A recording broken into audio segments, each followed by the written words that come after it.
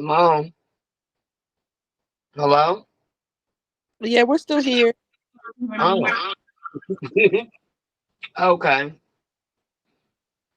Okay, when I talk, do you guys hear an echo? I don't. I hear a little bit, but not a lot. Okay, there we go. Can you guys don't hear it now? I'm pretty sure. Yeah, it's gone now, I think. Okay.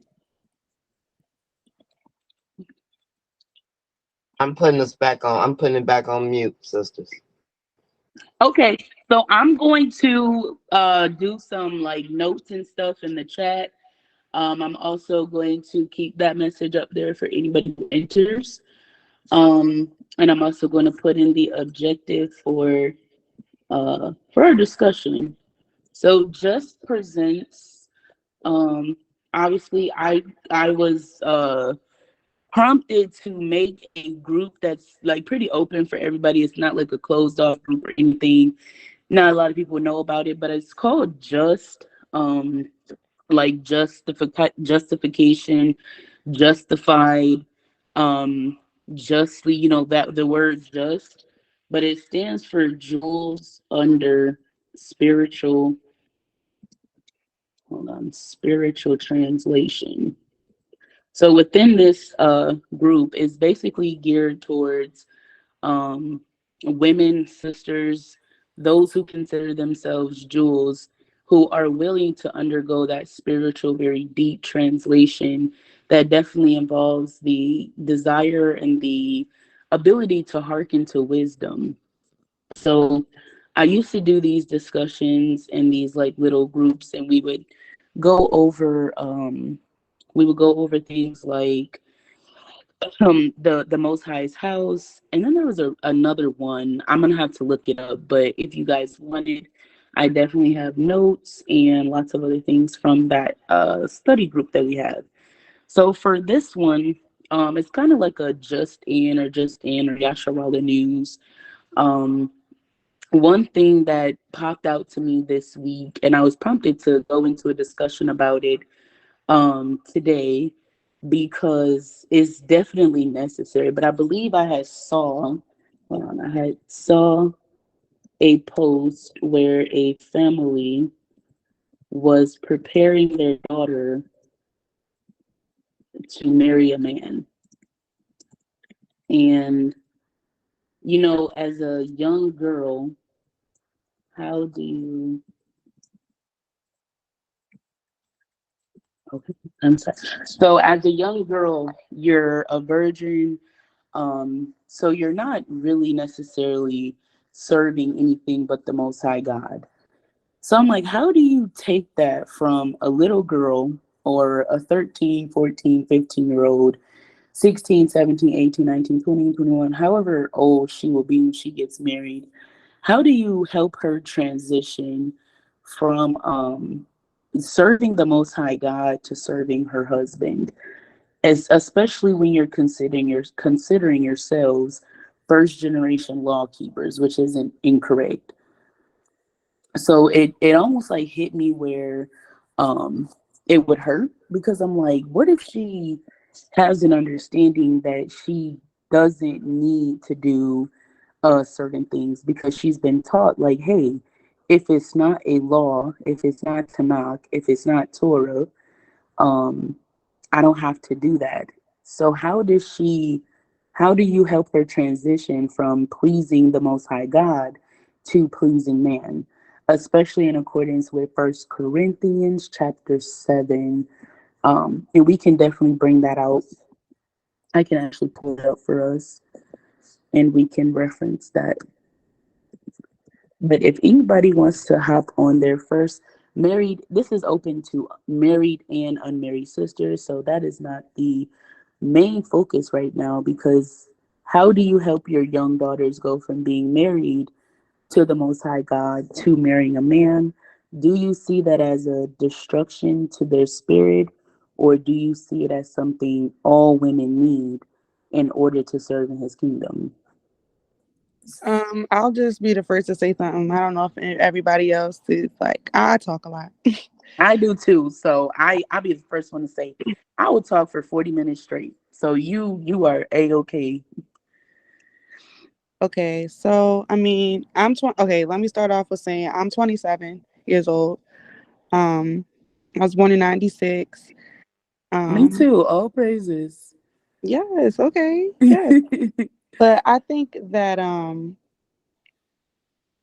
honestly, I think that just teaching young women to be virtuous is probably like when I think about that, like when you ask that question, the first thing that pops in my head is okay, because like there's no like rules. You know what I mean?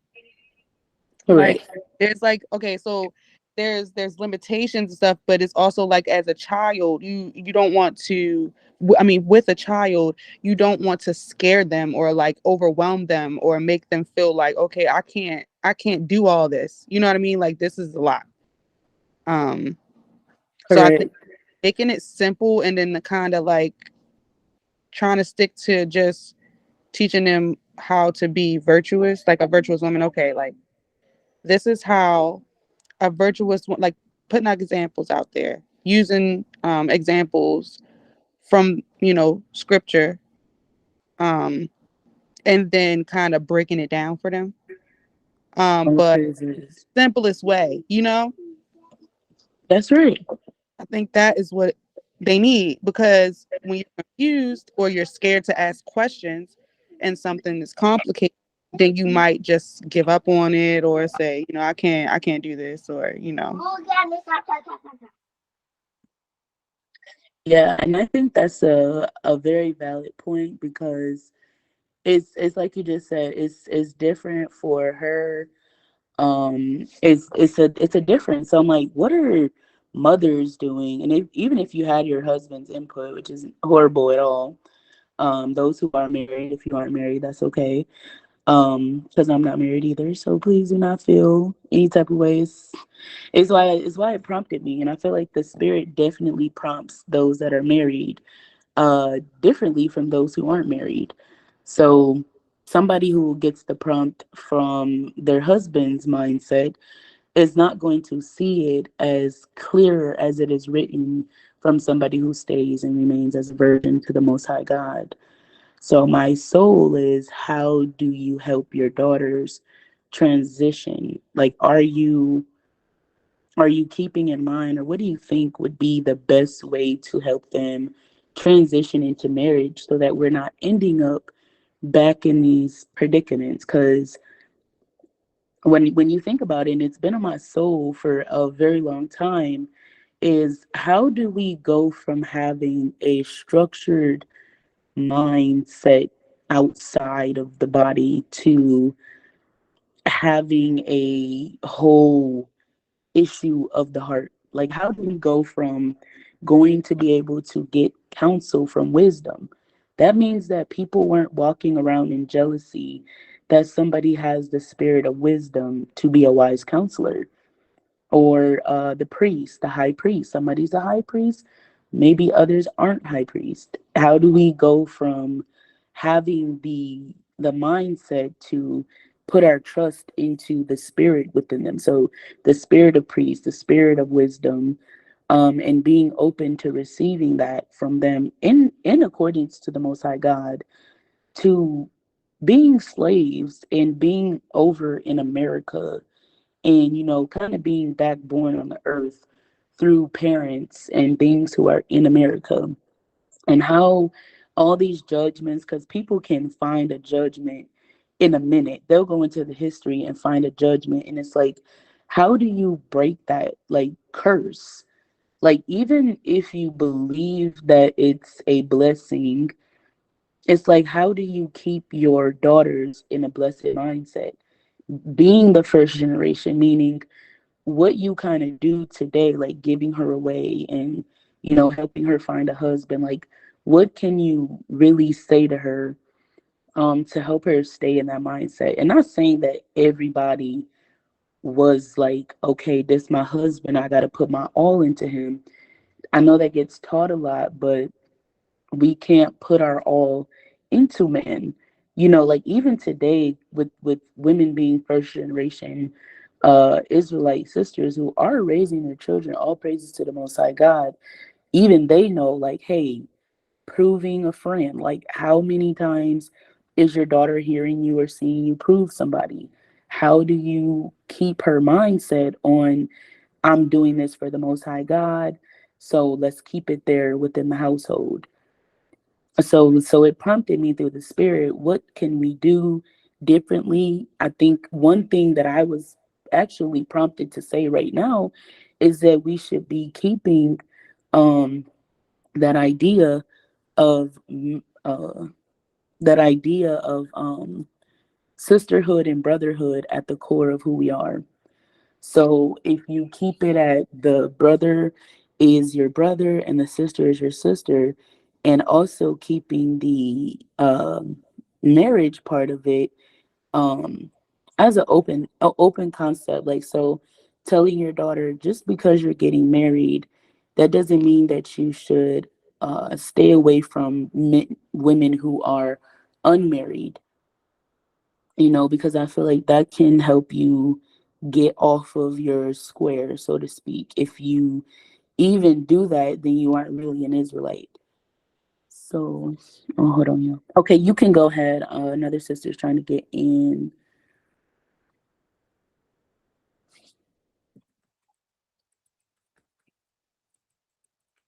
If you guys had anything you wanted to add. Um, I was listening. I was really like thinking about what you were saying. Oh no, all praises. It resonates with me what you're saying. Um, Honestly, when you say like keeping it at keeping the boundaries very clear, like I think that's important too, like the brother and sister concept, because if you know the world is secular and the secular is flesh, you know what I mean? So they're looking at everything in this physical realm, and um they're glorifying things that are not of the most high. And so it's a constant tug of war, I feel like. Um but just keeping them busy and keep like so that there's no, because you know that when basically when you're bored or like what am I searching for, like your idle time, idle time, it's the devil's playground. It's like it's easy to get off track that way. And I feel like a lot of parents kind of are lackadaisy with their kids. And that might be a reason why it's like they're getting like, because you're always going to have outside um sources. So it's kind of hard when you have other influence, with your children or just with being a young adult. Um, but if you surround yourself with the like-minded people, and you as a parent have multiple like source resources or multiple things for them to do, it won't be as much of a struggle. You know what I mean? Like they can have something to lean on, to fall back on. Like, okay, it might be too hard. They might feel like, okay, this is too hard for me to try to keep up with. So giving them the tools will make it easier for them. I feel like, I don't know.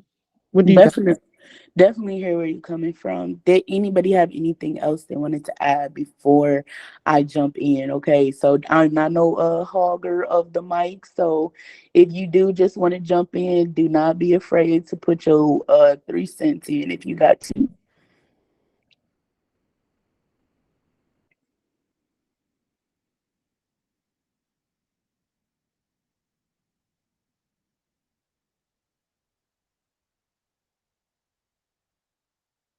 And excuse me while, oh, here we go. Okay. I am trying to add somebody else in. But okay, so Dalen did mention a beautiful point, which is what are those tools that you guys would say are going to be the best tools um, to help your daughters understand how to look at a man as well. So not only should they be reminded of how to keep the commandments within their marriage, but they should also be taught like how to look at a man. So what would be so before we started recording, me and Sister Dalen um we're talking about this a little bit, and I brought up the point where should we and we should um, be helping young women and younger girls understand that we want to be marrying sons of God so as to not lose our relationship with the Most High, so as to not fall into the pattern of falling away from the Most High God when you fall away from your husband. Um, Also, teaching them the importance of understanding in your marriage. And the golden ticket is giving it to the Most High God. So giving your entire marriage to God and letting him have his way, letting him continue his will. So before you were born, before he was born, believe it or not, he has a set life for that person. So everybody has to stay in their individual servitude to the Most High God, but you come together in your servitude, which makes you married.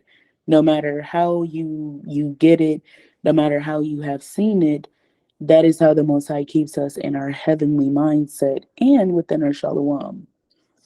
But I am curious to know. Um, I'm sorry. I'm curious to know, like, what are your guys' tactics right now, or what are some things that you guys are implementing right now, if you are at that part?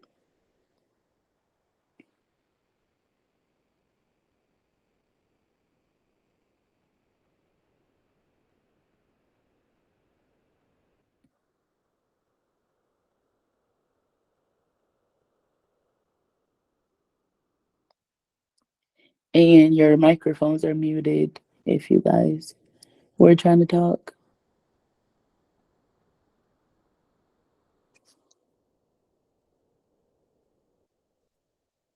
I'm still here. I don't know if everybody is like thinking of what they want to say That's okay or too. if That's they're okay. I'm trying to. like, I hope y'all still with me. I'm I still. am trying to get this other sister in here. I just I feel like my daughter's so young. She's only Yes, 4. She's right. only 4, but I still think about this and I want to be prepared. That's So right. I'm And the sitting younger is the better. right. That's what I'm saying. So I'm sitting here thinking, and it's like we want to be realistic here. Like we want to be realistic. Like we don't want to act like it's going to be easy for them. It's not. That we don't want to act like life is like so easy. It's not. So it's like you're going to be tempted. You're going to be put in certain environments around certain people and different people of influence and stuff like that. So because I was just thinking about that, on a smaller scale, because like my daughter is so impressionable right now, and it's like it's always you already know to watch the company you keep, right? So Okay. watch the company you keep. Okay, well, what about when she goes to daycare? What about when she goes to school? What about when she, you know what I'm saying, is out in the world or with her cousins or with her whatever, her father's side of the family, um, different stuff like that.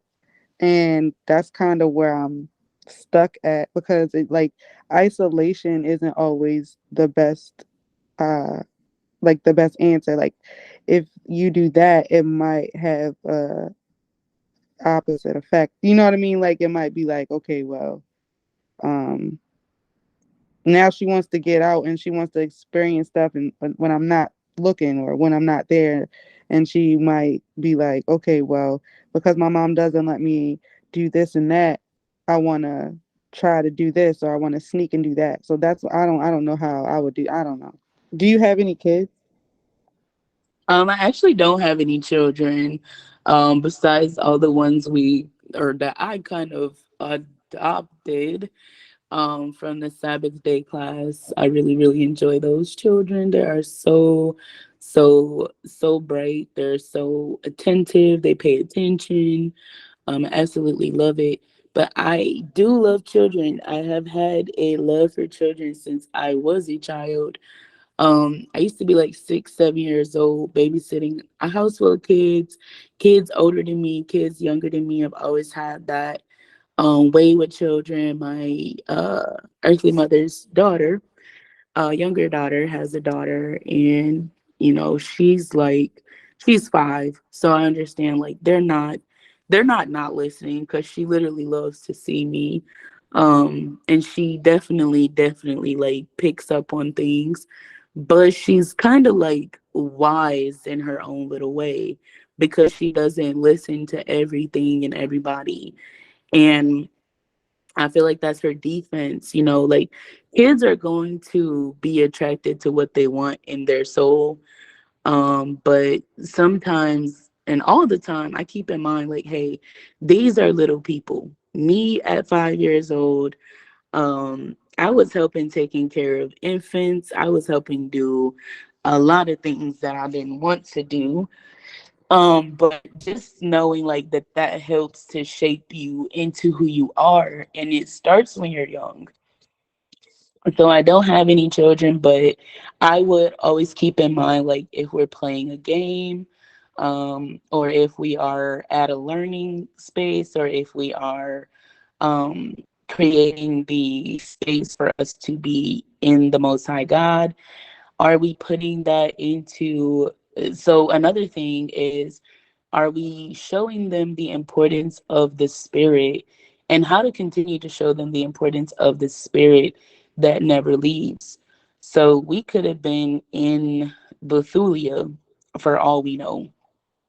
We could have used to have lived in Jerusalem, but we can't necessarily depend on our relationship with the Most High God to be situated in a specific geographical space in the planet, because you can go on vacation.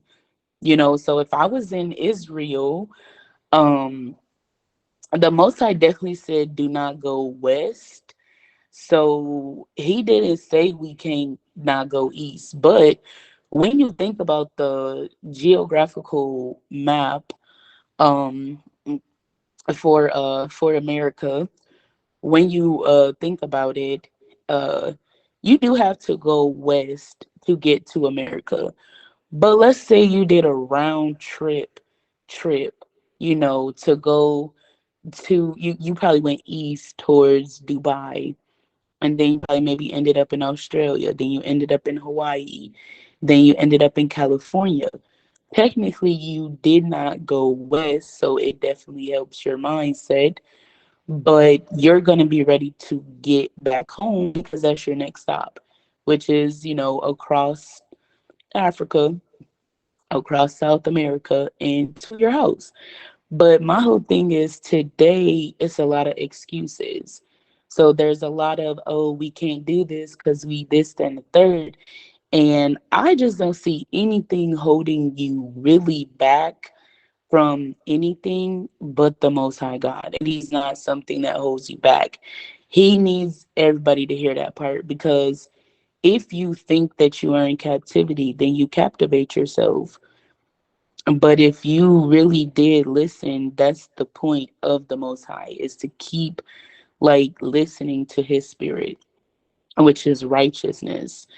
So I guess what I'm trying to say is like, how do we prepare them to stay in the spirit of the Most High God at all times? And this can go for your sons as well. Um, we are talking about daughters and their transition, but if you have a son and you think that you can input something in regards to your son, I know Sister Marjorie has like, I think I met like at least four of her daughters. I'm pretty sure she got like $4. I can't remember. But and I'm not sure, Sister Adara, do you have any children?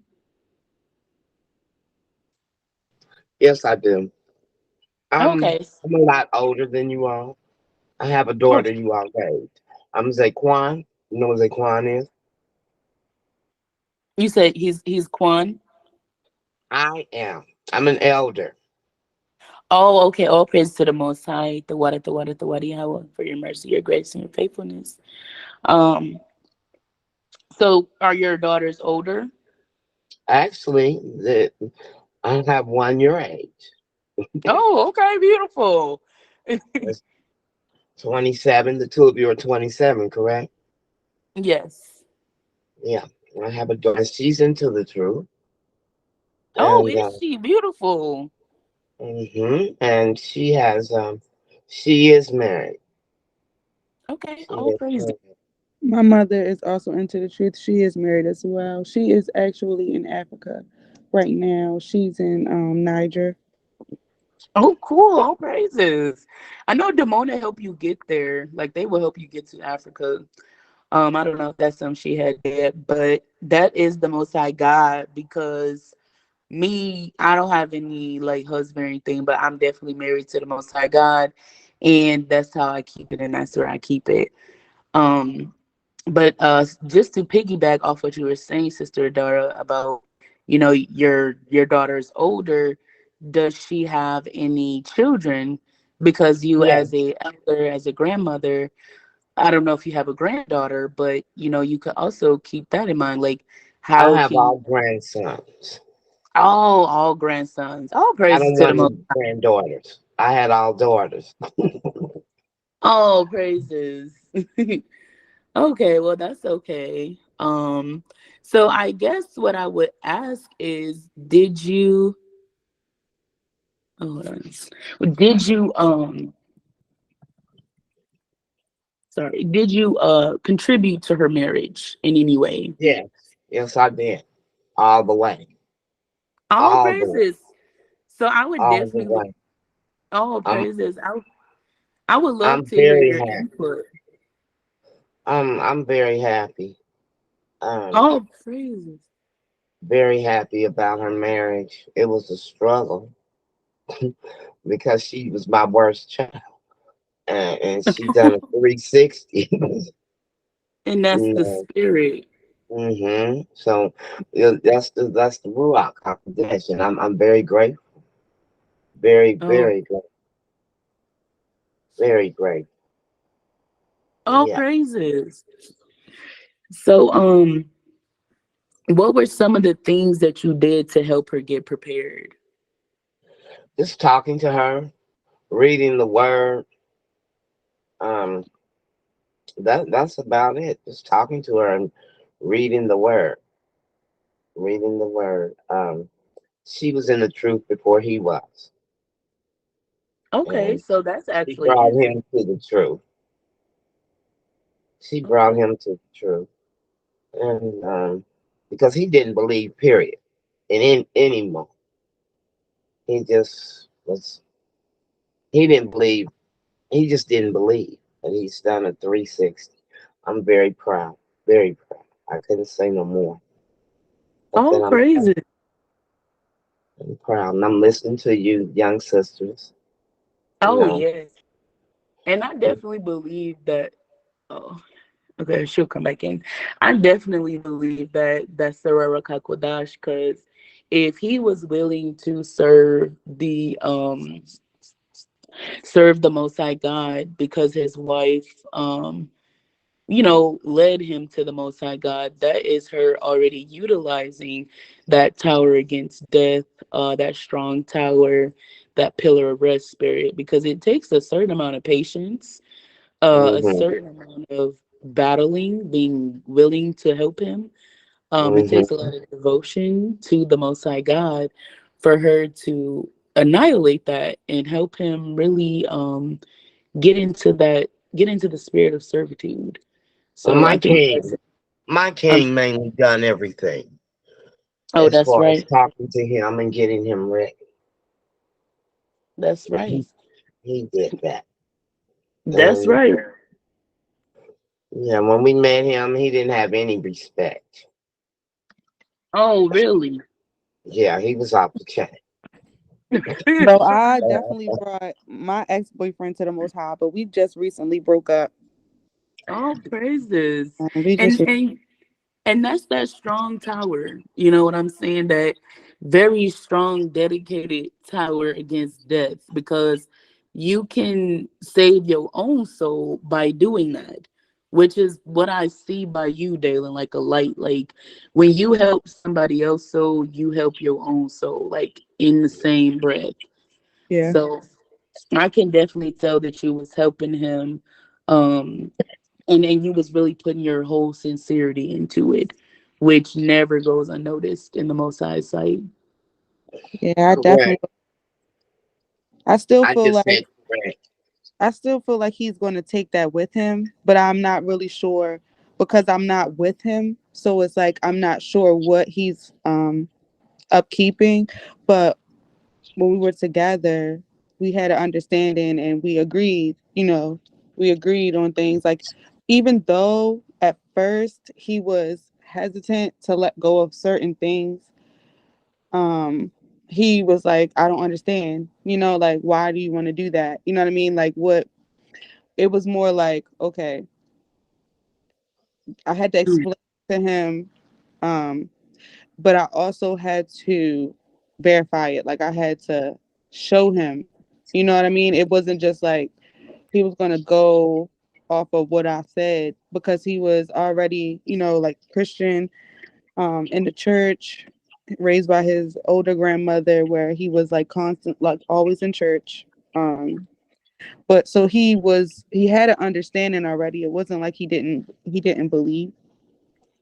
Um, it was just more like he was going about it in a like a Christian, like that religious, like just it was steering him in the wrong direction, and it was confusion. It didn't make sense. Um, and he was eating pork and stuff like that because his family was from down south, and I was like, we're not doing that. Right. um, Right. I was explaining it to him, and then like when I was explaining it to him, and when he understood it, he was like, "You're right." You know what I mean? Like, you're right. This is right. We were Yeah. stuck together. Um, it was. I like the fact that he was open to hearing what I was saying, and he wasn't just shutting it all out because Yeah. a lot of his family members were like chiming in, um, just just saying different things that might get in his head, but at least he seemed to me like he was telling me that he didn't care about what they were saying, because for me is once you understand, how could you once you know something, how could you pretend and proceed like you don't? Like, I don't know, I can't. So Yeah. um And that's the sincerity in your soul, because that's what I can hear in every single person in the world. But um, you're sincere. Like I can tell that you were prepared to help him battle, which is like you also weren't prepared to not battle. And I think that's a good spirit to have within your soul, which is a kingdom mind, around your daughter, because no matter like what you say, like she obviously has a mom that's helping her tackle these, things that she will need to know how to tackle. So it is the whole spirit, because as first generation law keepers, or 14 generation law keepers, the Most High, what was I about to say? The Most High is definitely showing with that generation that it is the whole spirit. So it's the whole spirit of desire. It's the whole spirit of honesty. Like I can't stop doing the law for nobody. It don't make sense. It doesn't feel right. I didn't start doing it because of nobody. No matter how somebody would want to try to have somebody speech, or like take credit. There you go. Women who are strong towers are helping you like bring that out of you. So what the Rara Kakwadash is saying is that he definitely what do you call it? He definitely had it within him already. So if he was eating pork and you was steadfast, You're still steadfast. You're strong in your faith, and you're also strong in your mind. Like, hey, there's nothing else that can, kind of infiltrate or try to um, take me away from that, take me away from the spirit of honesty, which is how I heard what you said when you said, how can you stop doing something that's correct? You don't, So my spirit, no, he was sincerely stopping, because as Israelites, you don't want to eat that at all. You don't want to have no pork. You don't want you. I don't even. I had some gummy bears, some gummy, not gummy bears, but them sour apple rings from Dollar General the other day, and I know like their I know that. brand, yeah, their brand of candy is vegan. So it wasn't the Haribo or nothing, but um it definitely had hit the spot. So I haven't, wanted any pork. That's why being vegan, I feel like that's the best way to kind of cut out meat, because you can be eating a beef sausage. I think only the Hebrew brand, it's like a Hebrew brand of hot dogs that are all beef, but you can be eating a sausage and it's still pork. Like, okay, I work as a caregiver, and the lady that I went to, I love her so much. Her name is Heron. Her daughter wanted me to make her some corn dogs for lunch. So I'm like, well, I can't, like, it's pork, but I'm thinking like the hot dog part is for sure. So that wasn't, it was made out of turkey and some, it's still not for us vegans, but she did have some vegan corn dogs in there, but her mom don't eat those. So I'm like, okay, then come to find out the pork is in the breaded part of the cornbread of, the corn dog. So I'm like, you can be thinking, that it's just a corn dog with turkey and chicken. They didn't put the pork on the bread. So it's like it's ridiculous to me at this point. But it's already within us, because in the same refrigerator, her mom carried vegan, or not her mom, her daughter had vegan corn dogs. So it's like you don't even want to eat that. Like a regular corn dog, with so-called is pork, so it's already within us to let those things go. Um, so I feel like that's a very strong like defender of the most high name within sisters, which is important for even our daughters, or like for me it would be little sisters literally. Um, but even our little sisters, to understand that there's a lot of youth within keeping the law. There's a lot of beauty within keeping the law. There's a lot of reward in the beauty of being a beautiful tower, not only for yourself, but as a defender of the Most High's name. And I feel like that's a great transitional power or transitional point for any sister, is to understand like the effect of the truth. So, like for Dalen, like she just mentioned, the truth of the fact of the matter is, I don't feel correct knowing that the Most High God, the Creator, said, don't do this. So I'm not a fallback, which is like a actual defender and sister of the Lord for the Most High God. So I know you had mentioned that your daughter's young, but um, I don't know what's happening. You know what? Hold on, you guys. It went out for 1 second, but I still heard everything you said. Okay, people are saying they're trying to get in, and here it's not. Let me try to help them. Salawam sister. Okay, on your Facebook, you have it as Leah, but your Google saying Carice, or Charisse. Which one do you prefer?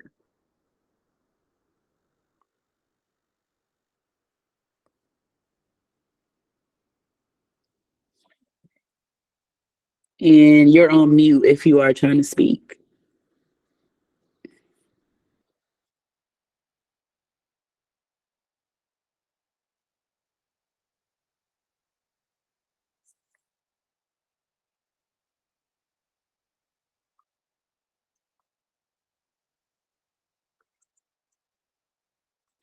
Okay, she may be away,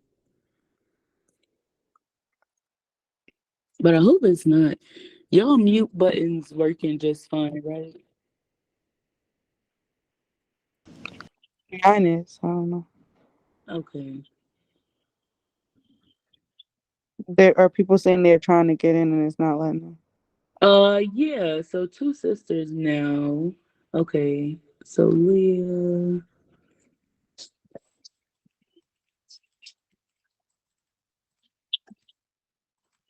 Okay.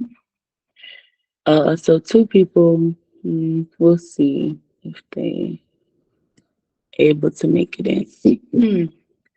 But yes, so picking up from there, we do have the scripture, First Corinthians chapter 7, verses 28 through 39. Did anybody, are you guys able to see that? I can I can see it and then I can like zoom into it. Oh, okay, cool. Um, did you, Sister Dalen or Sister Dara, want to read for us? What part did you want to start at? Um, What's wrong, Kai? verse 28. 28? Okay. What's wrong, Kai? Are you okay? What's wrong? Are you hungry? Okay, I'm about to make you something to eat. Let me put up. Not cereal. You're gonna eat some real food. Okay, sit down. Go in your room and play your tablet. Okay, I can start at 28. Okay. But if thou marry, thou hast not sinned, and if a virgin marry, she hath not sinned. Nevertheless, such shall have trouble in the flesh, but I spare you. But this I say, brethren, the time is short. It remaineth that both they that have wives be as though they had none, and they that weep as though they wept not, and they that rejoice as though they rejoice not, and they that buy as though they possess not, and they that use this world as not abusing it, for the fashion of this world passeth away. But I would have you without carefulness. He that is unmarried care for the things that belong to the Lord, how he may please the Lord. But he that is married care for the things that are of the world, how he may please his wife.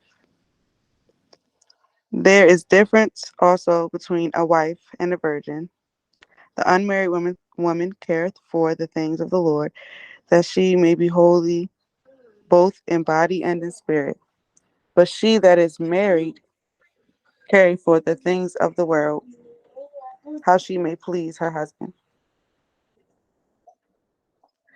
And this I speak for your own profit, not that I may cast a snare upon you, before that which I comely, and that ye may attend upon the Lord without distraction.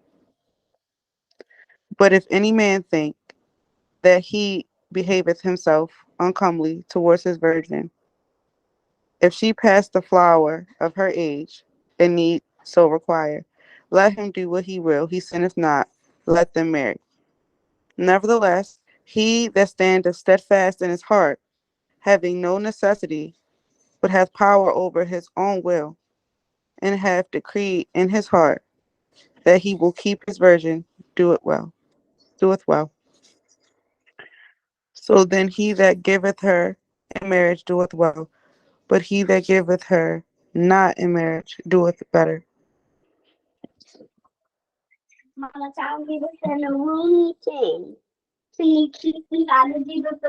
No, girl, I need my keys, and that's where it cuts off at for me. Oh, yeah, I was about to pull it down a little bit. There you go. And then it says in verse 29. I think that's where I am, right? Yes. So the wife is bound by the law as long as her husband liveth. But if her husband be dead, She is at liberty to marry to whom she will, only in the Lord. But she is happier if so. It wait, but she is happier if she so abide after my judgment. And I think also that I have the Spirit of God. All praises to the Most High God. Okay, sister just gone. Oh, Shalom, Sister Nina. Shalom, shalom. How you doing? I'm doing well. Thank you for including me. Oh, no problem. No problem. It's definitely open to everybody. Hopefully more sisters begin to trickle in. Um, Yeah. but we were just reading the scripture of reference today, which is First Corinthians 7. We started at chapter 28 through, or sorry, not chapter 28, chapter 7, verses 28 through 40. And then Sister Dalen just finished reading that for us. So What I book was again? Sorry. First Corinthians chapter 7, verses 28 through 40. Okay. Yeah, so we're doing a place so we can get everybody in here. But um okay, so basically there is a message within the little oh sorry. There is a message within the little chat. Let me see if it should still stay in there. Yeah, but it's just a little um description of what we're going over today. Obviously, there's a flyer. I know everybody saw it, but just in case anybody joins and they need a quick reminder, there's also a message that tells everybody that the messages are being recorded with the call. So it doesn't, I don't think it's going to capture your pictures or anything like that. But um, yeah, I'm not 100% sure how that works, but just wanted to disclaim that. So anyway, we are what is it, about an hour in, not a whole hour yet, but we have gone into some pretty great points. We had a sister up here not too long ago, Sister Adara, where she brought out that her 27-year-old daughter is in the truth, and that she knows that the Rarakwadash actually um brought her what do you call it, brought her son-in-law in. And then Sister Dalen actually piggybacked off that and mentioned the same thing. So we were going into how that spirit of strong tower, tower against death, pillar of rest, how all of those things are definitely included in helping your young daughters transition over from serving the Most High God to serving their husbands. And the point for that is so that that concept gets annihilated. So we go into, or we've been going into, how we can keep it at them knowing that they are still loved in serving the Most High God. So the Most High tells them that they can't please man. Nobody can please man. So how do we help keep our young sisters in that light, in that joy, in that, reward of serving the Most High God?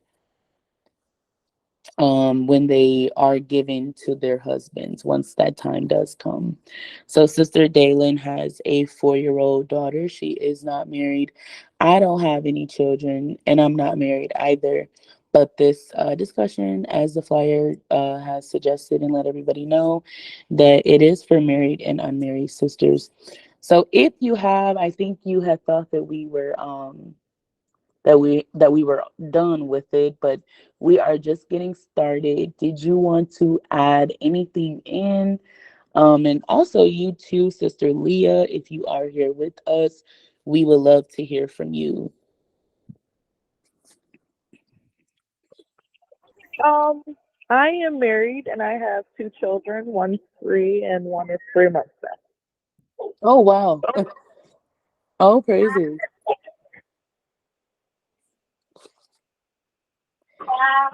So you said one is 3 and one is 3 months.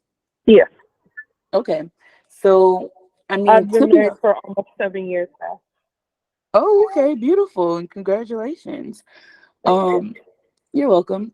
So I guess what I would start out by saying is that even though you're a mother to very young daughters, so you and Dalen, and I don't know if it's a daughter, I'm just assuming. Are Oh you no, with they're boys. They're boys. oh, they're boys? Okay. So yeah, so even though you guys have very young children, you would still be considered a older sister to everybody in the world. Um, so, what are like some things that you can keep within your speech and keep within your spirit that can help any young sister in her transitional phase? You may have a friend who has a daughter that's older. What can you do to help keep that spirit highest in the kingdom mind so that we're not, losing who we are for those purposes of seeing marriage to man? um, as an escape or as a beginning for your life. Because to be honest, it's not that it's not a beginning, because you will have children, obviously, but or you won't. So, oh, I think I don't know if she meant to do that, but anyway, or you might have children, or you might not have children. And how do you keep in the spirit? Because what if your daughter ends up getting married and she has no children? So that part is also like, with the brothers as well, if you have any boys. But how do you help them understand that she may not produce any children and keep that, mentality and that mindset of being one and being, united because that's what it's about. If that helps anybody. Um, Shalom, Sister Nina, you had dropped off, but thank God you're back with us. Yeah, it got disconnected. I'm sorry. Jeez. That's okay. So, So so basically we were just going into um I know that you were asking me what advice I would have for young girls, and yeah, to the yeah. truth. I guess my advice would be just well, I'm still quite young myself. I'm 23, so I Oh, guess my advice, praises. yeah. So my advice to young girls would be just, because right now it's a lot of fornication going on in this world. Keep your legs closed, honestly.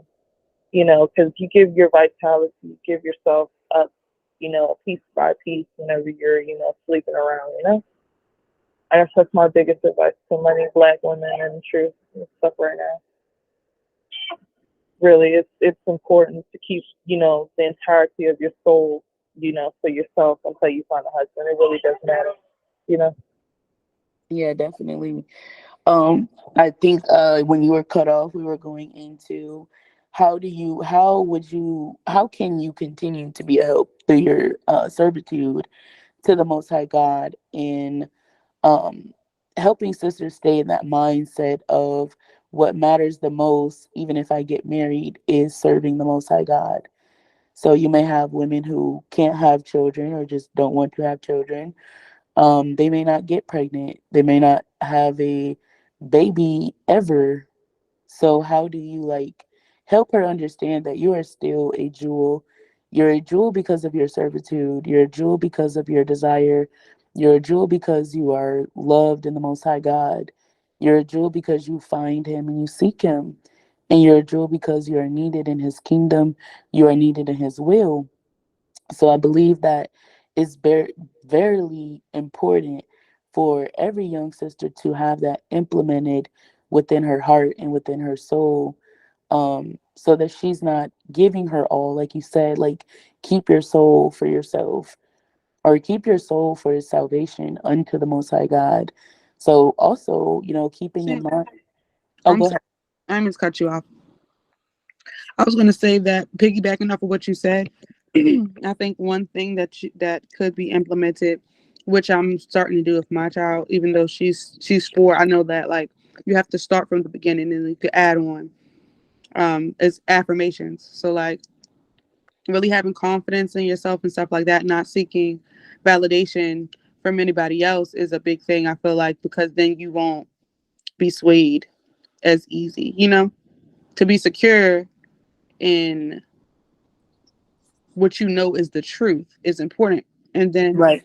your daily affirmations be not just the generic, um, you know, affirmations that you see, but it could be affirmations that are more geared and like specific in following the most high and also um uplifting yourself, like, to keep your confidence to a certain No, level.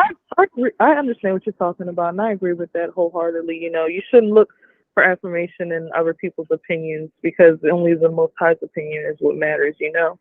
And when you're looking for, that connection with everybody else and you want to be alike with them, you're doing things from the heart. And the Lord, you know what the Lord says about the heart and the flesh. You know what he says about that. So I think those both are beautiful points because we can't serve the Most High God uh, from anything but the Spirit. So I think it's very beautifully said in the law too that one universally known truth is that you can't please men. So a lot of sisters want to be the best wife for their husband. And I think that's wisdom is that, wanting to be the best woman, the very best version of yourself is going to always be at your highest servitude. So I guess what my question or my not like we question each other, but something that I would want to or something that I keep in mind is the whole truth is the whole truth. So we can't piggyback and not piggyback, but what is that like jump back and forth between truths in order to satiate our souls in an illusion that the way that we serve a man is going to help our salvation because it can't. So like one thing is that a truth is we can't please man. So I think like something that I've seen enough as far as what my soul can handle, what my soul can bear is women who and I'm not talking about nobody business at all, but um it was a sister, and I'm not gonna mention her name, it's not even important, but anyway, she had took me by surprise in the way she asked for my help.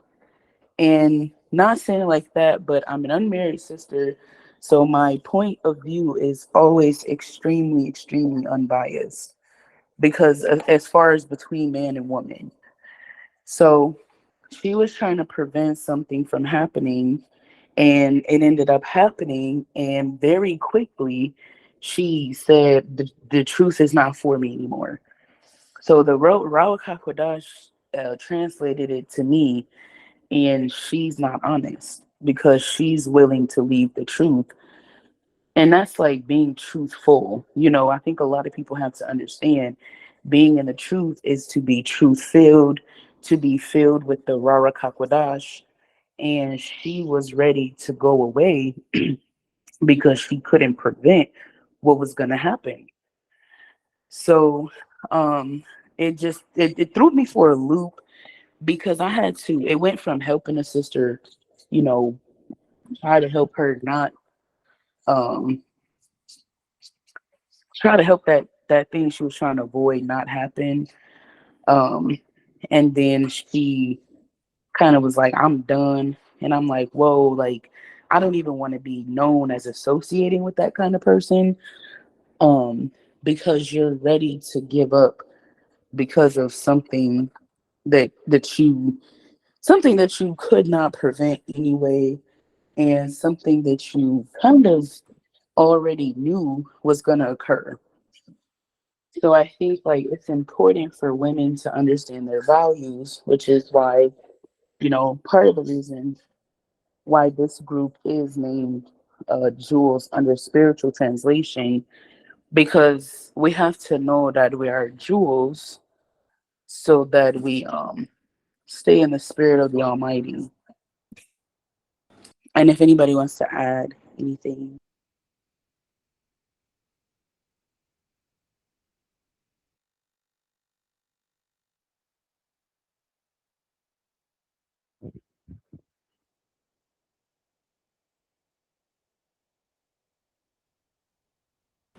And you guys have to excuse me. I was putting some food up. I just moved and I just brought the food from the other house um over here.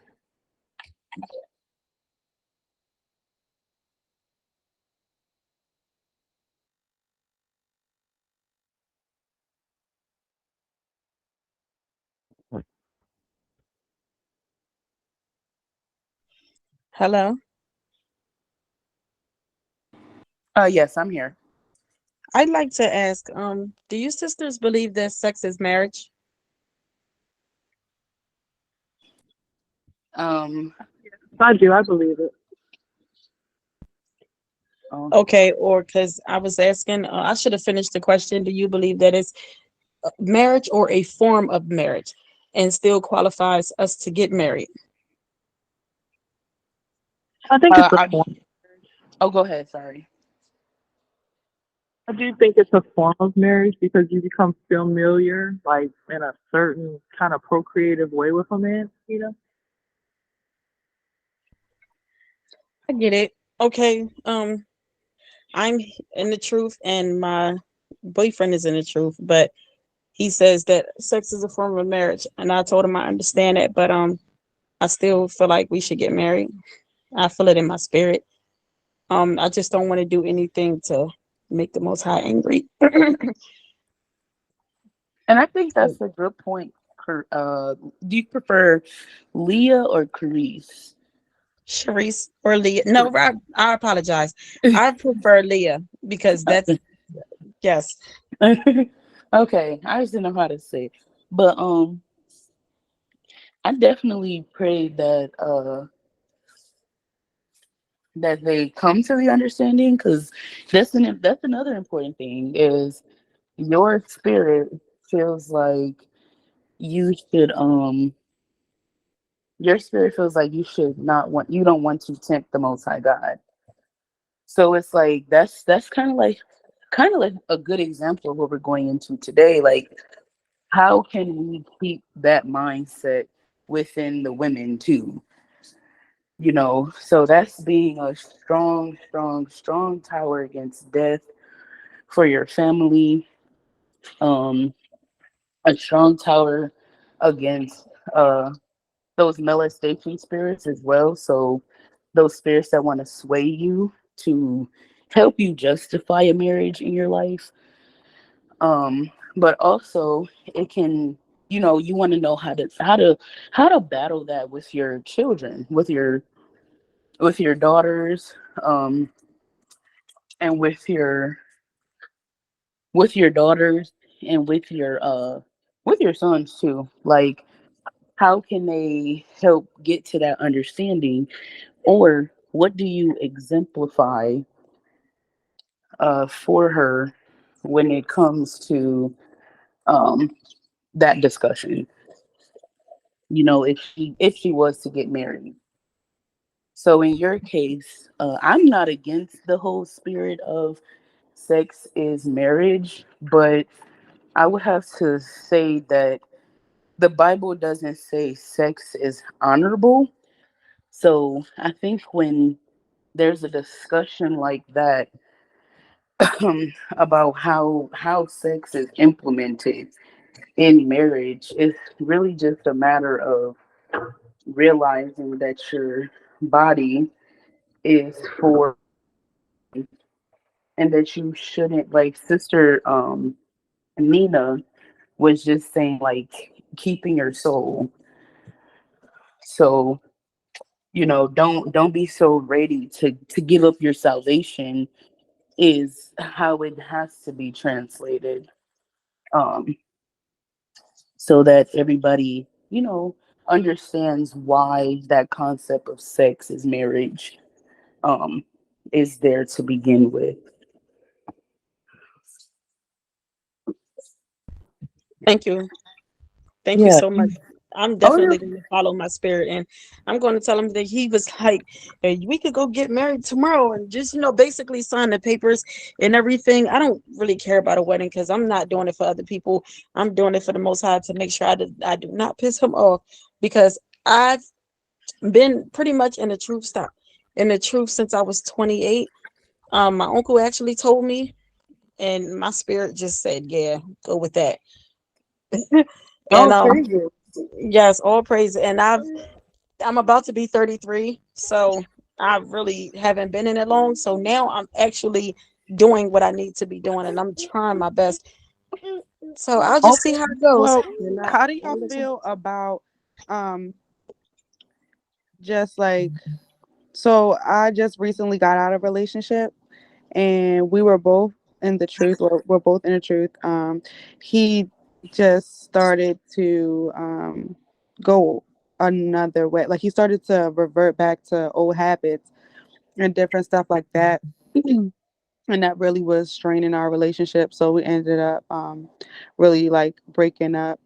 But it's funny that you say, like, you were talking about your fiance or your boyfriend, or he was saying that sex is marriage. And I was thinking about that too, because I mean, we talked about getting married, like we both wanted to get married, and I do want to get married.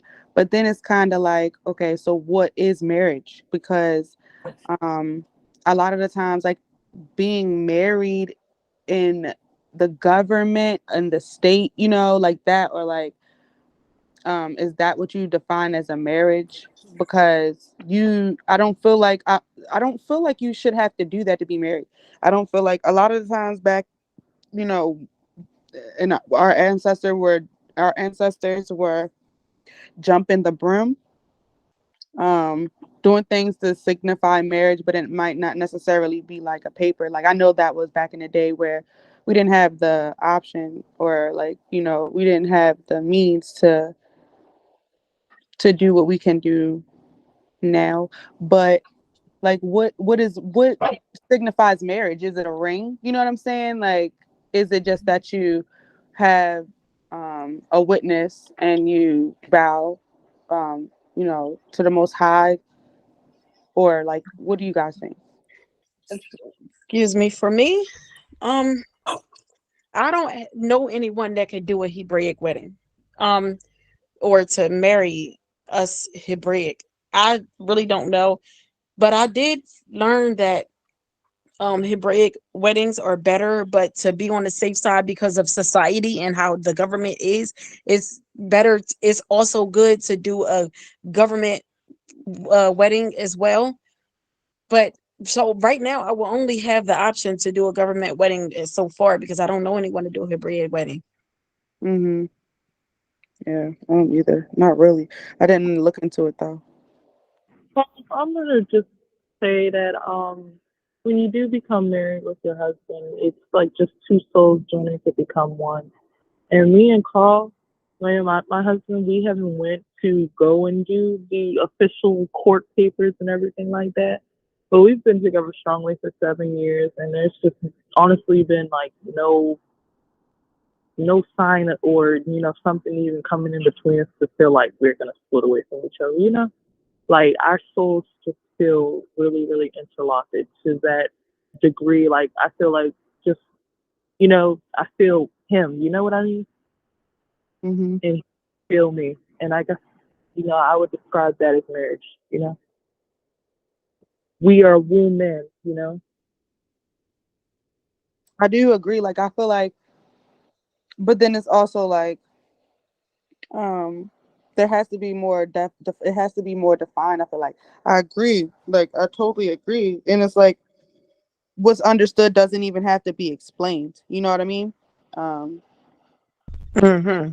it's like, it's one of those things. But then also, just being open with you guys and just venting and sharing how I feel with my sisters, and just seeing your viewpoints. And then, like, obviously we're all studying, um, and so there's no confusion, but also it's good to just a fellowship You know what I mean? And see how everybody takes it from just being in the truth. I have a question. Is anybody here a co-wife? I'm not. Mm-mm. No. Yeah, I thought we should, talk about that because that's lately been in a lot of the Hebrew Israelite conversations lately, and men in the co-wife thing. Oh yes. I How do Is see. y'all? that I'm sorry, is that polygamy? That's what it's called. It's called polygamy, and supposedly it's ordained by the Most High. Uh, I've spoken to my husband about it, and he does not agree. He does not agree because I don't really agree. But I'm still studying. I really don't know exactly. Like my spirit, like because maybe because I haven't been faced with it. Um, maybe that's why. But I don't think I would be a good me co-wife. neither. I don't think I would be a good co-wife. And it's not a. I don't know exactly what would not make me a good co-wife, but I don't think I would be a good co-wife. Because Jacob, Israel, and his wives Leah and Rachel, they didn't really get along. And King David and King Solomon and their many wives, it just never seemed to really work out in any of their best interests, if you've noticed, in the many wives thing. I I think But that's a know, great point. like, oh, I'm sorry. and I'm sorry. Here's my innermost thought about that came to me the other day is that men, to have these wives and then you're going to look for money otherwise. I think you're just. What are you trying to do exactly? What are your innermost thoughts with that? Are you collecting? What exactly is going on? Like you have two wives already, yet you're out there trying to date and get more. Isn't that adulterous? I feel No. like um this is a slippery slope because it's like, wait, I think a lot of like things that were done in the Old Testament, um, like even like tithing, for example, at that time, like tithing was not money; it wasn't monetary. You know what I mean? Um, but that's the day and age that we are in now. So I think people can take things and run with it. A lot of times, and then I feel like it's also like people are greedy. That's how I feel. Um, not just men, not just women, just people are greedy, and it's like it's like almost to me, it kind of seemed like an easy way out. I don't know what y'all think. I agree with you, sis. Me personally, I'm not willing to share my man. I wouldn't be able to fathom doing so. And I agree with you very much so Yeah, with the greedy yeah, part. yeah. And like, I'm not saying that I'm I don't want it to be like such an evil, greedy spirit or anything like that. But I singularly, wholeheartedly love my husband. It was, I just can't. I can't even like think on sharing. I How couldn't think how on it. could you? How? That Well, I takes mean, a hell of a mindset to do that. To have for your each to have more than one wife. Takes a hell of a mindset for the first woman. And that's hard and it's not easy. It's not easy. And then you have to watch out for other sisters to say so many of them, believe it or not, are practicing witchcraft. So you have to And you know I'm what? I'm, I'm Oh, in go a ahead, Sister Diane. I'm in a marriage like that. So it takes a hell of a mindset. But she doesn't live with me. We don't share the same thing at all. We come together, and she's younger than me. You know, it takes a hell of a mindset. It really, honestly does. I think And that it takes somebody strong too. You have to have a strong, like you said, like a strong mindset. And it has to be like it can't be so loose. I feel like it has to be boundaries. There has to be discussion. There has to be good communication. Like you have to have a strong foundation before you bring somebody else in. that's If that's correct. what the I'm not gonna say it was easy for me, because it wasn't. It wasn't. And still, sometimes I'm better than I was. I have issues, but I just pray. I pray.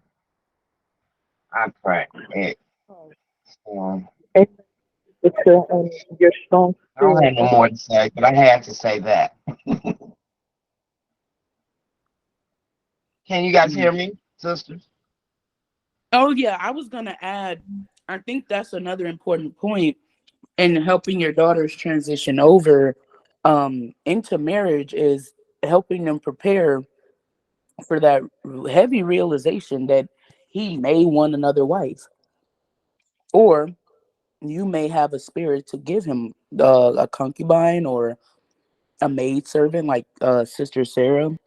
And I think it's important to notate that in today's day, and we're talking about being first generation law keepers. um I think that when sisters disagree with the whole second wife, um I was against it as well, but I was also for it, like for the parts where it's righteously done. And I guess like with today's day, a lot of men have to know that their mindset is still stuck on their, getting that sexual pleasure instead of what is for, which is building homes.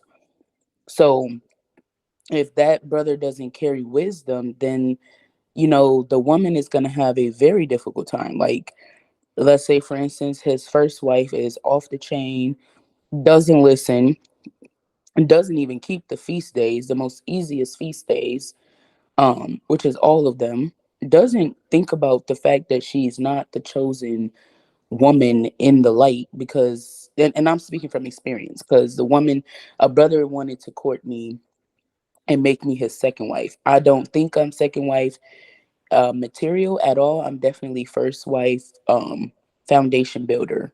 So that means that if he was gonna want another wife, it would be after me.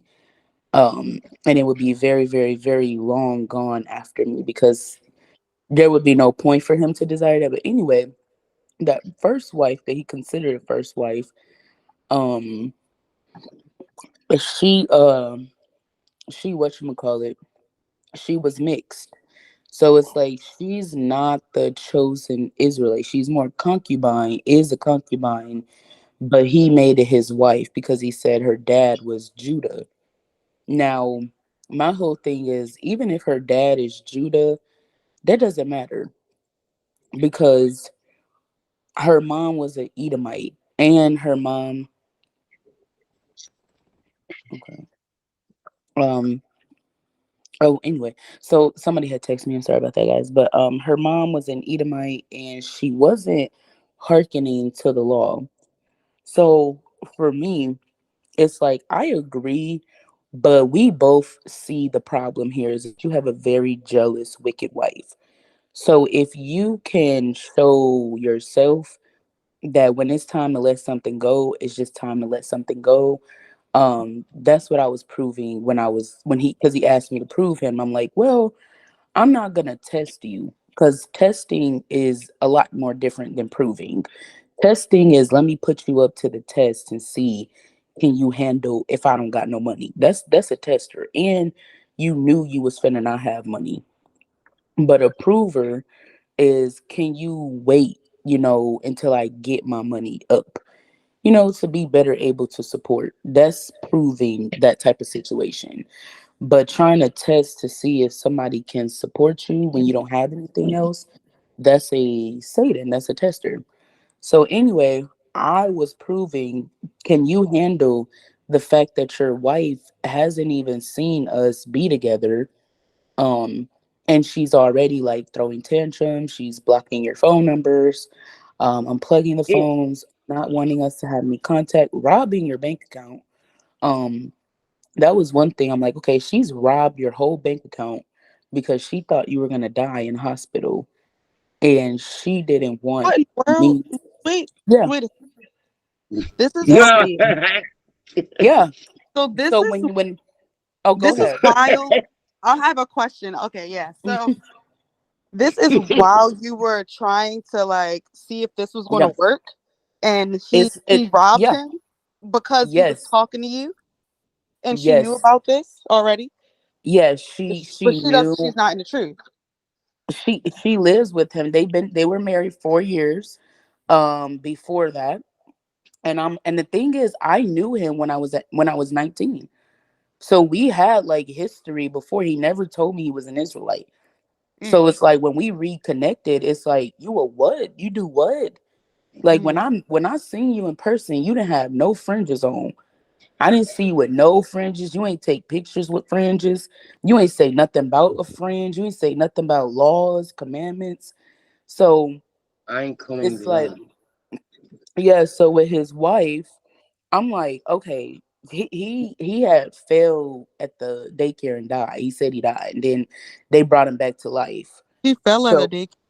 yeah, they had just opened a daycare business. Wow. So he ended up going in the hospital. We in the same town too, so it's not like we hoarding states and states away like some people do loyally, 100%. So it's like, your wife is doing a whole lot. She in my messages, she down my Facebook page, commenting on my pictures, and we not friends from his Facebook account. Like I think she liked the picture of me knowing like me moving into my new place. So I'm like, your wife is way too jealous, and all she wants is your money. So anyway, she had what you call it? So she had unplugged the hospital phone. They wouldn't let nobody go visit him, so she would go visit for 15 minutes, and nobody could come for the rest of the day. She changed his phone number to his cell phone. She robbed his bank account. He never gives her his bank card. He gave it to her because she was gonna bring him some underwear, but he asked his mom to do it because he don't trust her. So I don't know why he So thought. why is he? Wait a second. So why would he marry this woman if he can't trust her? Thank you. This Yeah, if and then so why is he trying? Okay, that's chaos, and then he's trying to bring you into the madness because yeah, all he is whether it's him or her because like he's the man, he's the head. Um, hmm, he has to make sure, you know what I mean, that yeah. you can't do And I'm that, like, guys. right now, I don't feel protected by you, even as a friend. It's like that's something that I really looked at is I don't need to be with nobody who can't keep other women as friends. Which is if we going through something and I'm finna go on a vacation across the state or across the sea, across the state. If I'm finna do something like that, excuse me, uh, and you can't like tell your girlfriend that she can come over while I'm not there, I don't want to be with you.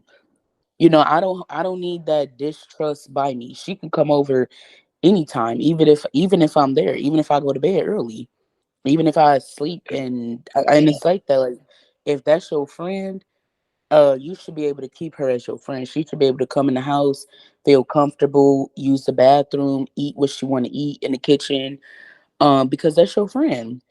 I can't be because brothers need that. They need sisterhood, which is like something like another discussion we're gonna go into. But the importance of sisterhood within brotherhood is desperately, desperately, desperately needed. I feel I like. have a question. Oh, go ahead. So I feel like that was a problem in my last relationship. um, he really was. Well, he had his own. You know, everybody has their own problems. But one thing that I didn't realize at first that was a problem was like he was insecure. He was more like the jealous type, and so Mm, I didn't have a problem with it really at first because I'm very to myself. I'm always with my child. I'm just trying to teach her. I didn't really want her in school. She just recently started at a learning center because I wanted to homeschool her. Um, it was just like he didn't. I don't know how he feels about fellowship because he always contradicts himself when it comes to that, and I don't have a problem with that. I think that it's actually good, and I feel like you just have to have that trust there. And if there's trust there, then it shouldn't be a problem, especially if you have that respect. As long as it's respect, you know what I mean. There, I don't see Yeah. a problem with it. What do you think? Do you think that that's that's something that a lot of people have an issue with nowadays, especially with like social media being out there and like just how things are in 2023? Like, what do y'all think about that? Have y'all have any Mm. problems with that? I mean, for me, with the courtship, it just wasn't gonna go anywhere because I wasn't feeling protected by him as a friend. Mm-hmm. So let alone a white, like, it was just never gonna happen because he doesn't have control over his life. He Yeah. Mm. actually ended up like, and the bizarre thing, and it's a very long story, but when she stole his bank account and tried to empty it, like, he told me when he was in the hospital, she asked, "Is Nasia gonna get some of the money?" Nasia is my what the name I was born with. How she know my name? I didn't tell her, but we did used to be. She asked to join one of my groups that I make because I'll make one in a few minutes. I don't care, but she joined on her own regard. Nobody forced her. Um, but anyway, she was like, "Is Nasia gonna get some of the money?" So I'm looking at him like, we not married. So what are you telling her to where she thinking we married? Because had she known we wasn't married, she wouldn't have did none of that. But you down there or wherever you at portraying like you married me because I'm a woman. So I'm not unaware. I just will never act that, do anything to do with that. So um Shalika. anyway, so I'm like, okay, you don't even have control over your finances. Then you don't even have. Then he like, well, she got enough money for her in that, new he called them the N word. I'm saying that because of recording purposes. But I'm like, what? Like, what are you doing? Like, why do you like pour your emotions out about her by me?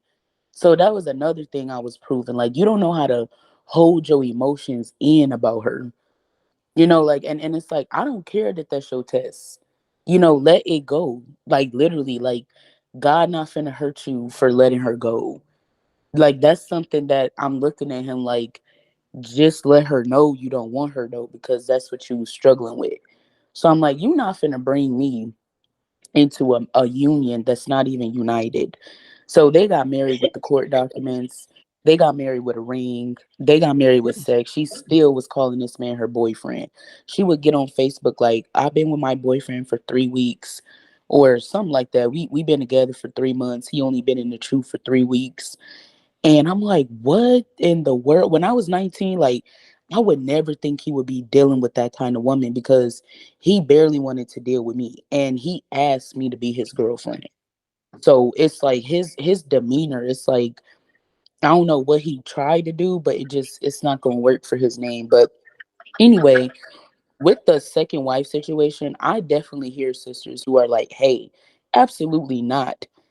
And it's like, for me, I get that anyway. But it's like you have to be very humble when you want somebody higher in the kingdom. So he was like, you would be like a high in the kingdom and she would be a low. And it's like, okay, in the sight of the most high God. But I don't know what you had thought was finna happen. You thought you was finna build a kingdom. And it's like, I'm already like, I'm not mixed. Your wife is mixed with Edomite. So obviously that's a lower woman. And I'm she not gonna be, confused Father's on black. so what's Her his tribe father's and like black. huh? Her so what's father his is lineage? black. Yeah, her father is Judah. That's what. Okay, That's Okay, what I'm he confused. I'm said, but I'm a I Levite. don't know.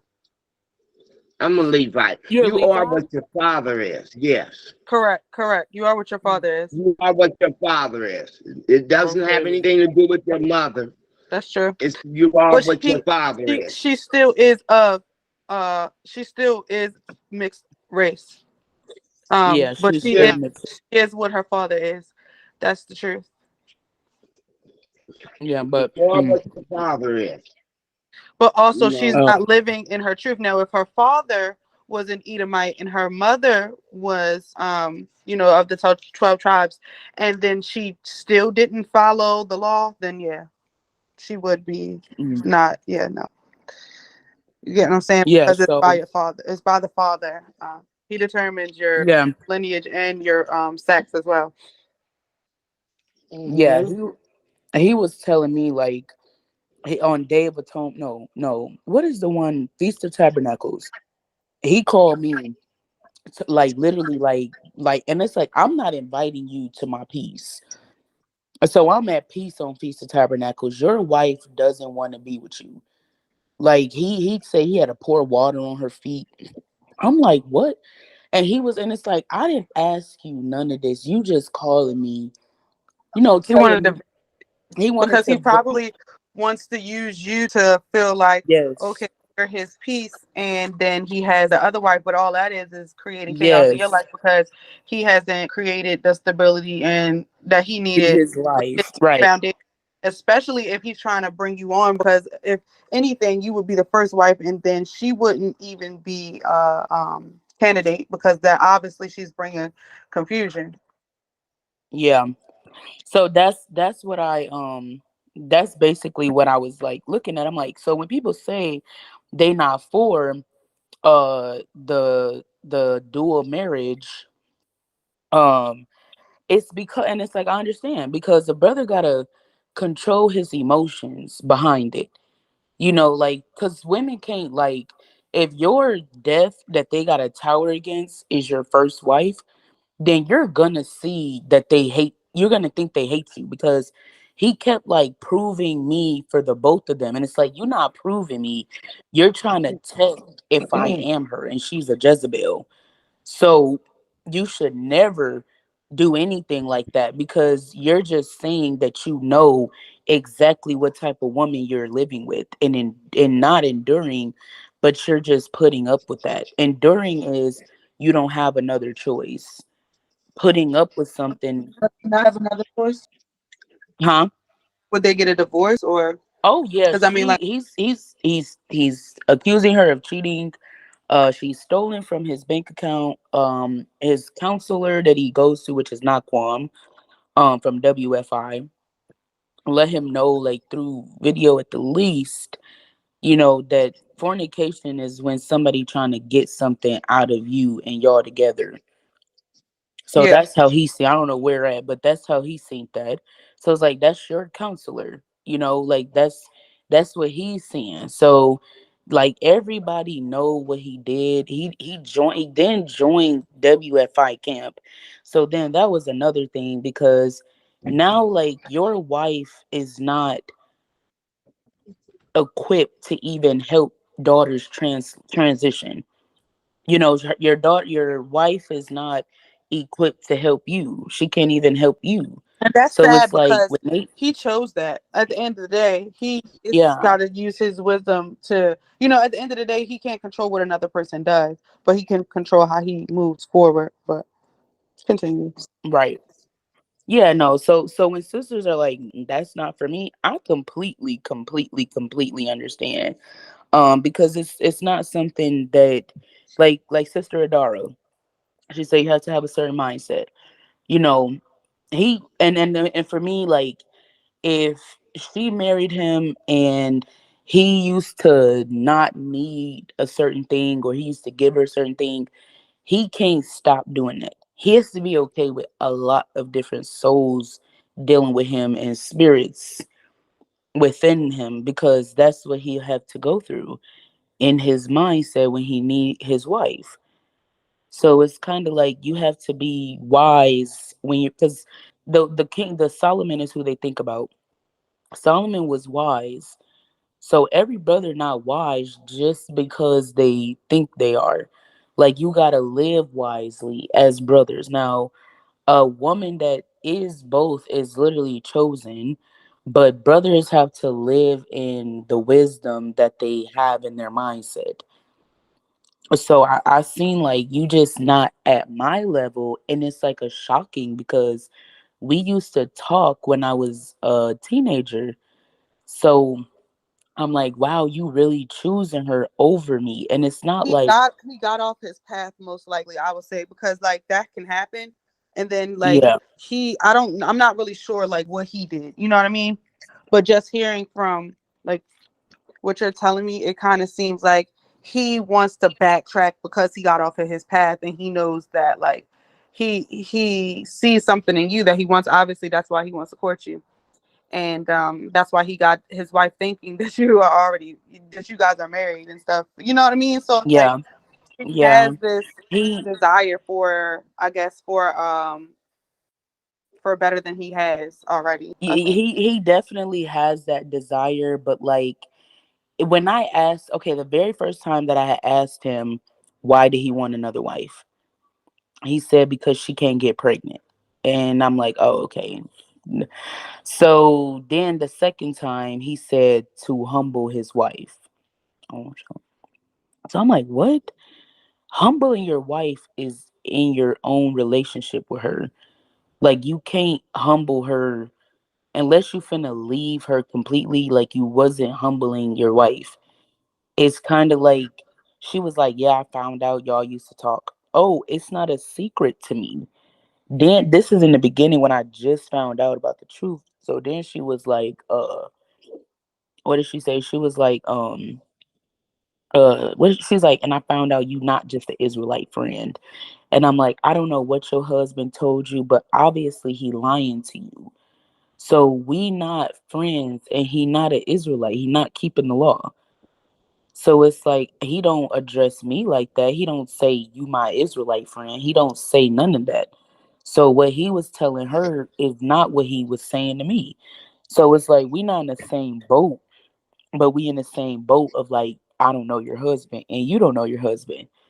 So it's like I don't know who he is because he was never like that, to me. Like he never, came next to me. So I'm like, I just didn't understand the whole point. So I'm like, okay, so then his wife has sent a woman at the daycare to like start pulling her pants down. He would call and tell me that she in the bathroom with him. She coming in his office, pulling her shirt down, showing her breast, talking about I know you want to be with me. And he said he would bring out the scriptures and tell her she nasty and she a harlot. And it's like your wife do the same thing, I'm pretty sure, because she do. But it's like, okay, yeah, I'm really done. Because for that to even go that far in a business that you own and you showing me you can't even handle that. You can't even do the right thing. Like he wanted to fire her, and it's like fire her on the premise of you don't know where that behavior coming from. But if you investigate, and it's like the spirit told me that his wife do that, like his wife is doing that.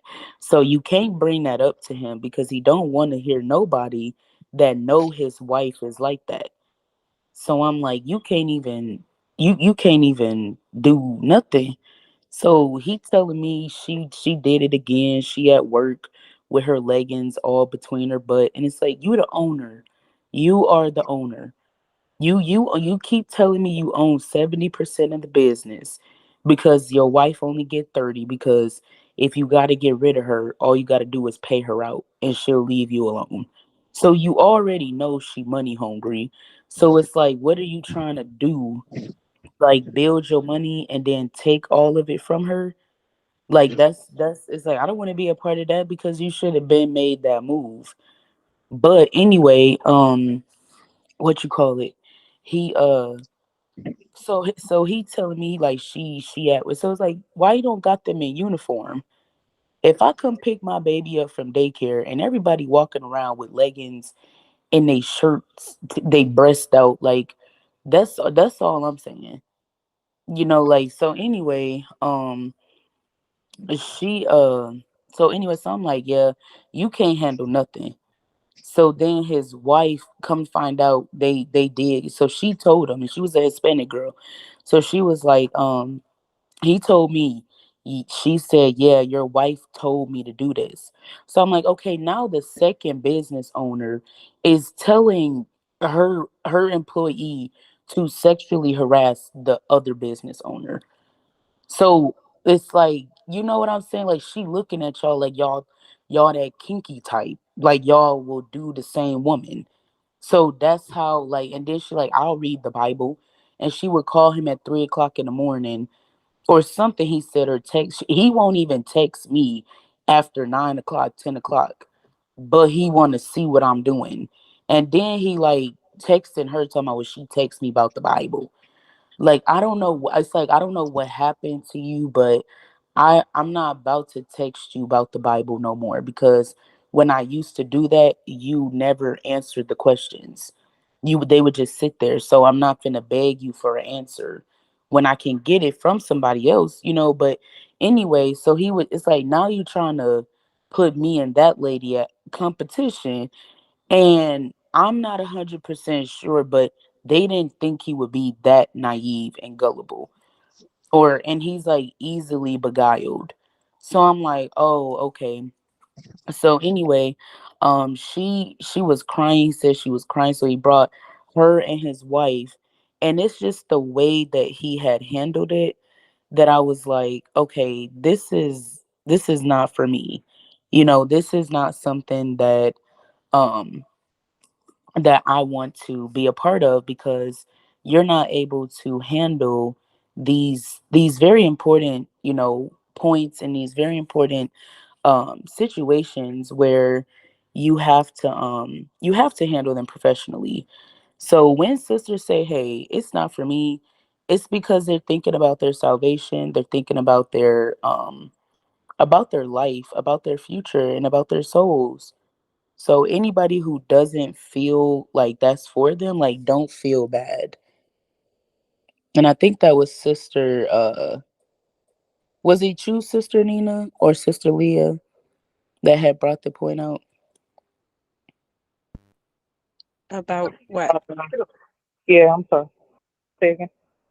Was it one of you guys who brought the point out of the second wife situation anyway? But that was me. Yeah. Well, I'm just gonna add that following my head and my foundation of my family, which is my husband.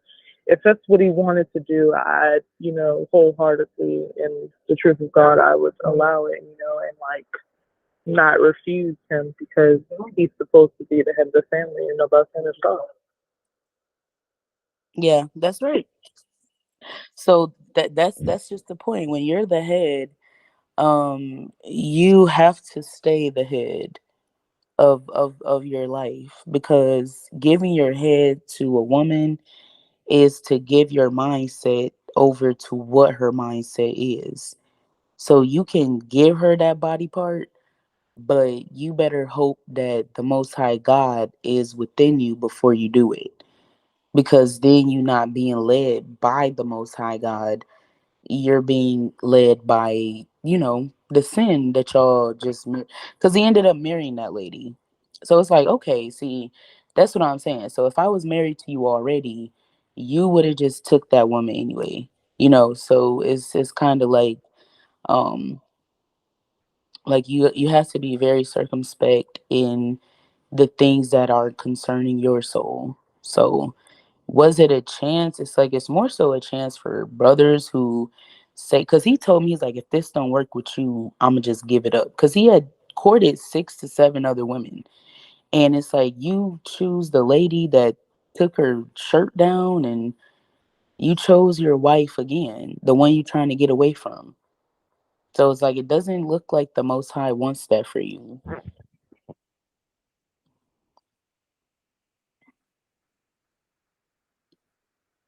which is a better wife. Yeah, that's just not something you're gonna do. If your like first wife is out of order, and then you're gonna just try to, like, I don't know, cipher that out with finding more wives. That's just not. That's you going more left than right. You know. Right. That's right. Yeah, definitely. But I definitely had to tell the story because by the time you understand what that type of behavior from the dads and the portion of the place where the dads do make a difference in how their daughters transition over to marriage. So you couldn't really preach an honesty to your daughter that you are against harlotry because you took your wife in harlotry. So you couldn't really, like, unless you really are in repentance, which is what he would see, and then you would understand it. But I guess if it ever was to get there for anybody, you just follow your spirit. Because my spirit told me in the beginning, hey, I can't be married to, like, I can't marry him and he's still married to her. So she did enough things throughout our courtship that warranted divorce, not, separation, but actual divorce. So once she kind of telling him, I'm gonna get another husband, then you as the other wife, you have to know, like, if she go out and have sex, she can get an STD and bring it back to you, and then you have another wife and she's super new. She doesn't know anything. You just teaching her, but you can't even teach your first wife without help. So it's like you're not like able to help nobody. So I'm like, okay, if it gets there for everybody, uh it means that there's no more need for a second, third, all them type of women, because you gotta know that you gotta really teach the other women how to keep their body for you. So if you don't mind your first wife texting other, because he was like, if she want to text other brothers, she can do that. So why would you try to prove that on another woman if she texting other brothers? Like, it's like you can't appropriate a behavior with your first wife and try to see is that in the second wife. So the person that he had helping him, which was a brother in his camp, I'm pretty sure he thought that he was gonna divorce the first wife because he could see, like, you trying to see if the things in your first wife are in the next woman that you want, but you're not gonna let go of that first woman, which is, it's a mindset of like you can't let that go. You kind of like stuck there, but you don't like those things, so you just want to look at a woman that don't do that.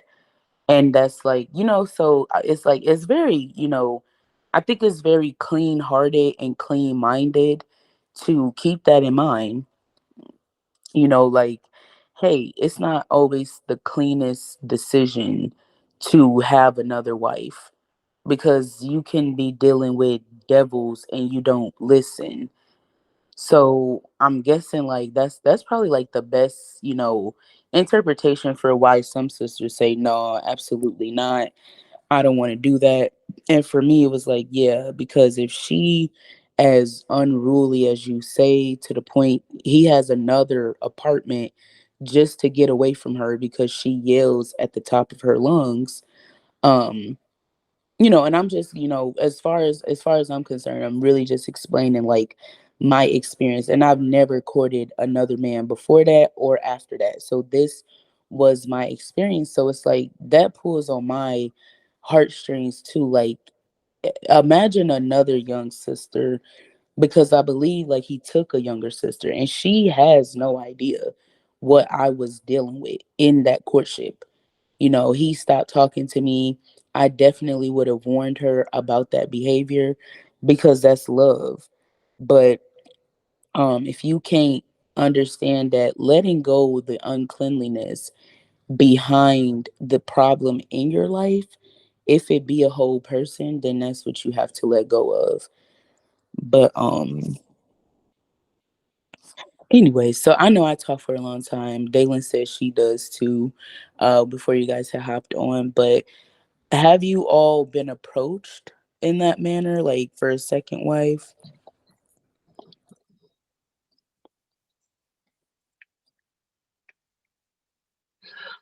I apologize. I had to step away. What was the Oh, that's question? What was the um. question? So I was just finishing up that last little part, but I was asking if anybody had been approached to be a second wife. I'm a first, First, okay. and you can never say never. Mm-hmm. Because I said the same thing. I said the Yeah. same thing. So, like I said, it's a hell of a mindset. Very hell. Can you take me off of there, please? I'm sorry. Can you take me off? Can I take you off? Oh, I didn't put you on camera. Oh, I'm looking at myself. Oh yeah, you Okay. you have to do that. I can't. You have to Okay. I have So to learn press how to the work this little. new phone. I have to learn how to work Oh this new. oh yeah. If you And it, it's like a little. If you look down, it's like a little box, and then it got a triangle. It kind of looked like a camera next to the microphone button. And if you press that, it'll turn your camera off. Oh no, not the okay. raising hand one.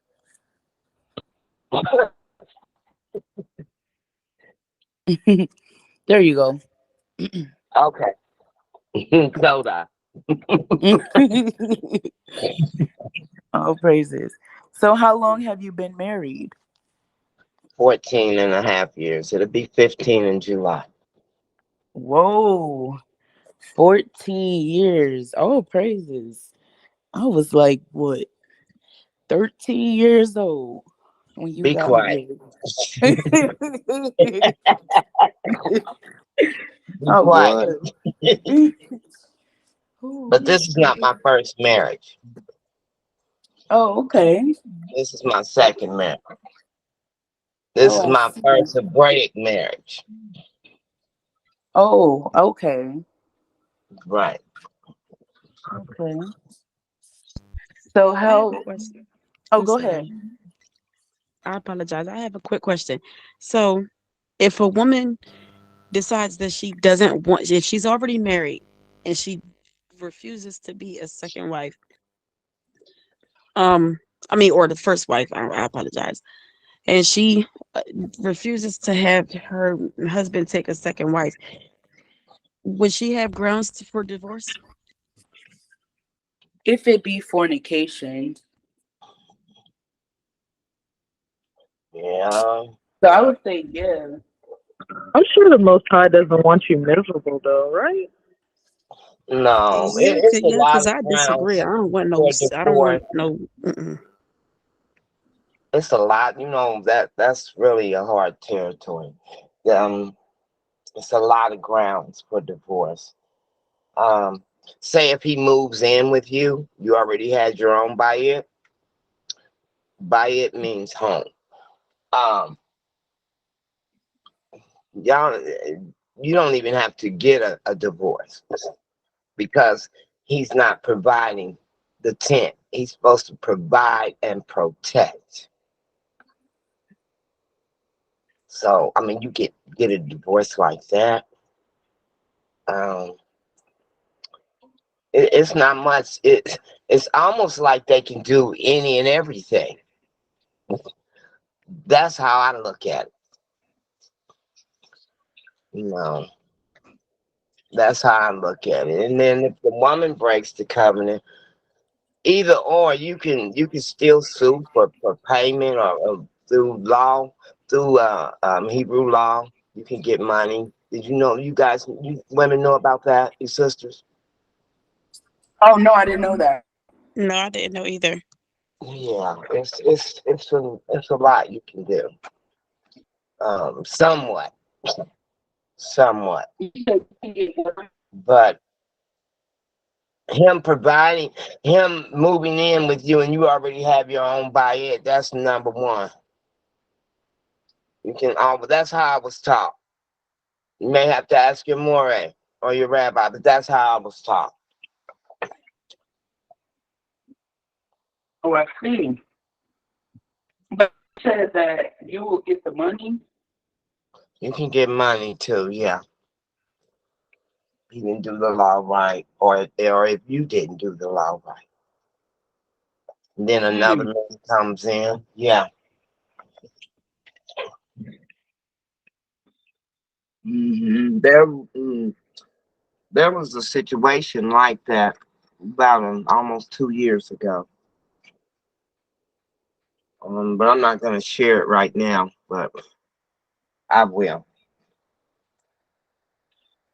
Was it you? I will.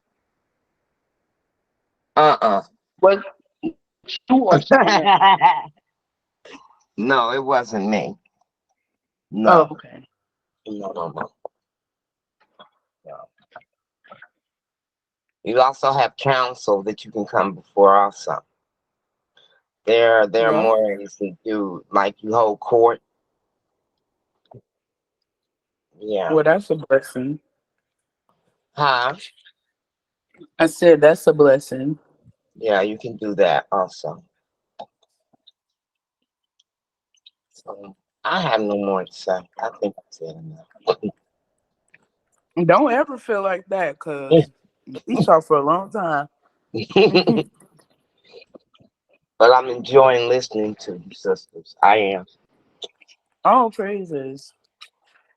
Do you guys have any? Who was it? No, Nina. Leah, do you have a daughter?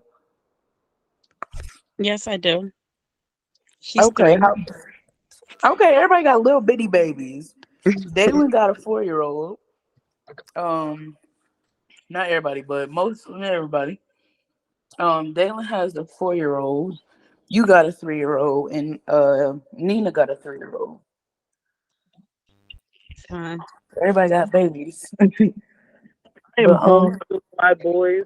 I do not want them. The world is right now is just in a disarray, and end times is everything that the Bible is saying is going to come true is coming true, and I just do not want my son to change it at all.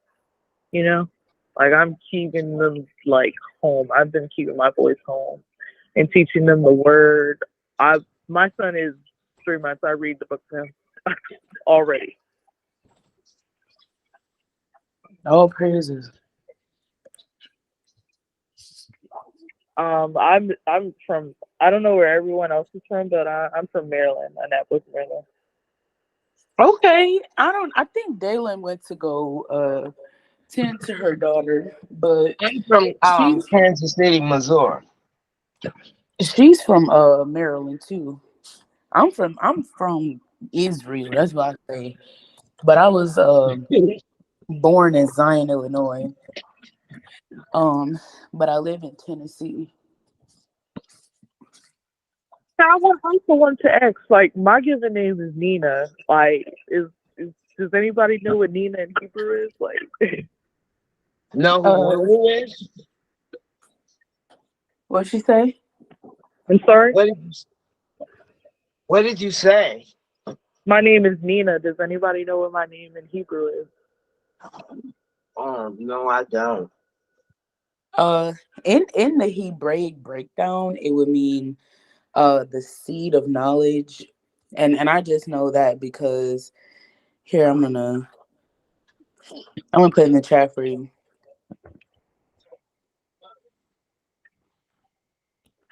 What chat? The chat on here. I called in. I don't see any chat or. Oh, I okay, see it. I see it. And okay. I called in. Oh, you called in too? Mm-hmm. I see it. But you Okay. haven't put it up there yet. That was already there, right? Yeah. Yeah. You haven't. Here, I'm put it. We're friends on Facebook. You can always just send it to Yeah, me. yeah. I'm gonna do that.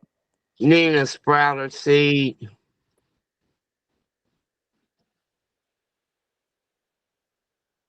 Okay.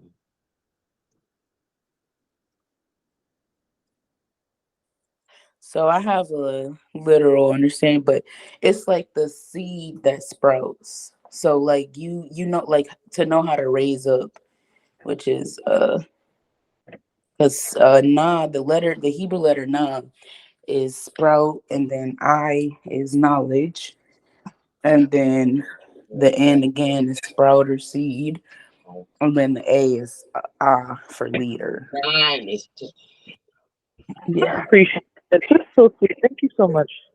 you're welcome. Y'all done kept the AC on all day. I'm doing that, and it's cold in here. But I would definitely enjoy this conversation. It was definitely Yeah. much needed um discussion because the most I say we're not supposed to have conversations, so I called it a discussion. But anyway, so have you guys started anything to implement how to or anything to help create the smooth transition for your younger children into being at their marriage in the kingdom, in their kingdom heart, in their kingdom mind? Um, no, my boys are too young, but I do worry for them one day. Honestly, I pray that they find young, virtuous women when they do get older and they, become to court. But honestly, I'm gonna probably be very selfish with my boys and keep them away from a lot of things, and be in their business a lot. But I, will try to heed my husband and definitely get off their back. Definitely. All praises. And I think that's important too. Like we're just saying brotherhood within sisterhood. So how to teach our young brothers to or how to teach brothers, period, how to receive the spirit within their woman. Uh oh. Hello?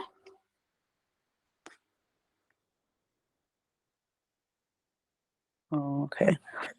They'll be back.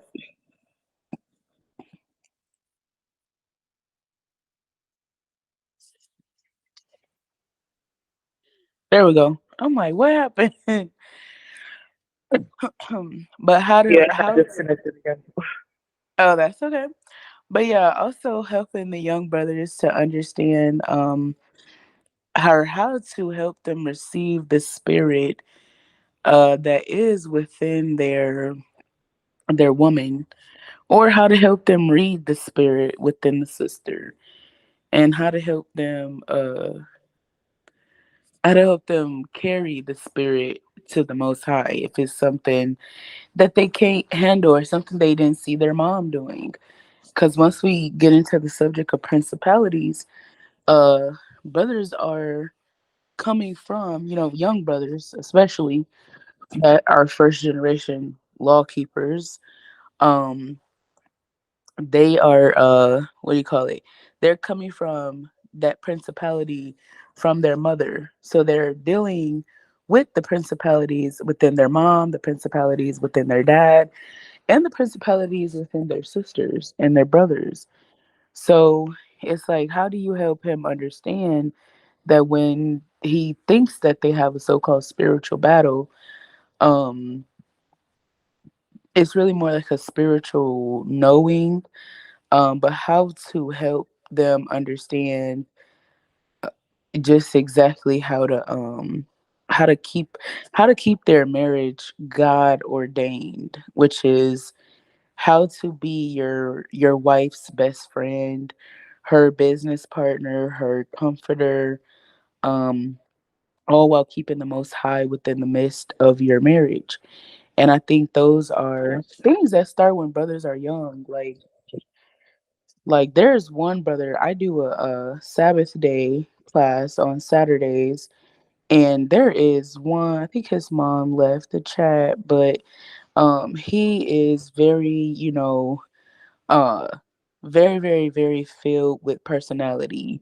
So, like, if I ask him to hold on, he's the first one to speak up and say, "You're okay, ma'am. Take your time." And I think, like, it's just good to hear that. Like, I don't even call you ma'am, it's not a requirement, but it's just in knowing, like, hey, like, those spirits that he can recognize, like, she don't need a rush, don't get anxious, to come back, and it help keep it at bay. Like, it helps to keep things to keep things smooth, to know how to head the situations, because a lot of times brothers aren't heading the situations um within their homes, or even within, like, with multiple wives. One might feel, hey, you spent last feast day with her, why you not spending this feast day over here? And then now it's a quarrel. Now one want to see what can I get on their Instagram page, and if they have them type of situations, or she's pregnant and she's dealing with a whole lot of different emotions, which is, I guess people believe those are spirits, which they aren't, not spirits, but she's dealing with her emotions and the baby's emotions. So it's like spirits for the baby and spirits for her. So it's like, how can you stay the head and the lead of the situations? So I guess, like, that's a conversation for right now too. But that can aid in your daughters, transitioning over, if you are in a household where you have, like, daughters and sons, and just saying, like, hey, my dad did not tell my brother to do that if he hurt my feelings. So if he hurt my feelings, he had to say sorry and repent for that, for hurting a daughter of Zion. And I believe, like, a lot of brothers need to know too the importance of not hurting daughters of Zion, because the Most High is full of mercy. Like, you can't say that a sister who you chose to be with a past is not a daughter of Zion. She's still a daughter of Zion. She just found her father. So you have to, like, what if your daughter falls out of the way while married? You want to make sure that that same grace and mercy that you can give to others is upon your soul and upon your judgment.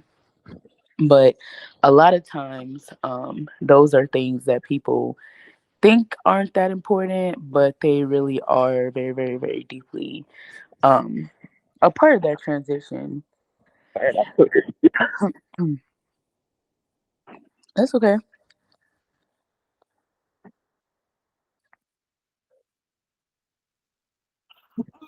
Okay, ladies, unfortunately, I have to get ready to get off. I got to put my family to bed and get ready to go to bed myself. This is a very, very nice conversation to have with you sisters, definitely.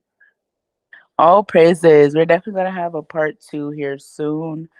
I'm not sure, Leah, are you still with us? Yes, I am. Okay. So if you have to go, Nina, thank you, thank you, thank you for joining us. And if you finish and we're still on and you, like, want to hop on before you go to bed, you can always do that as well. Okay, definitely. I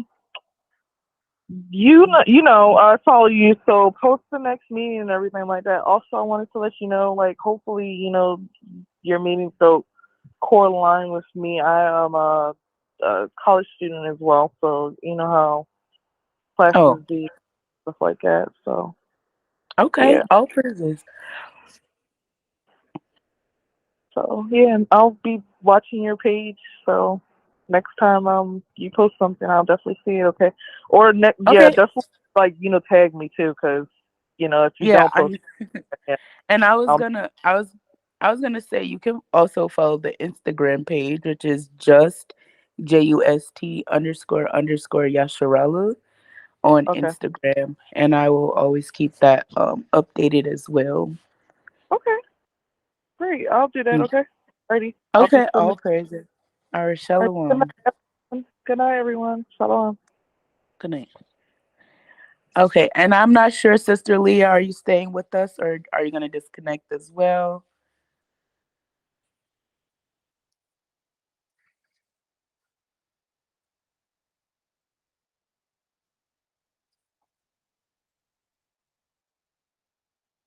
I apologize. This phone is so silly.